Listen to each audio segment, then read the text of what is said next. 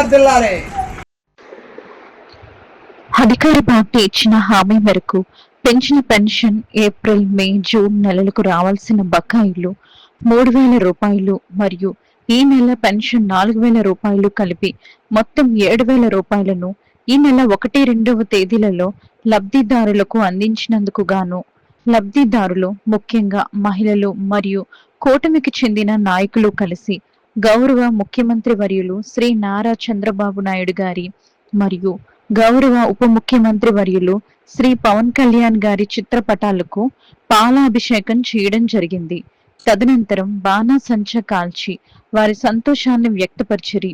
మహిళలు శ్రీ నారా చంద్రబాబు నాయుడు గారిని, శ్రీ పవన్ కళ్యాణ్ గారిని దీవించడం జరిగింది.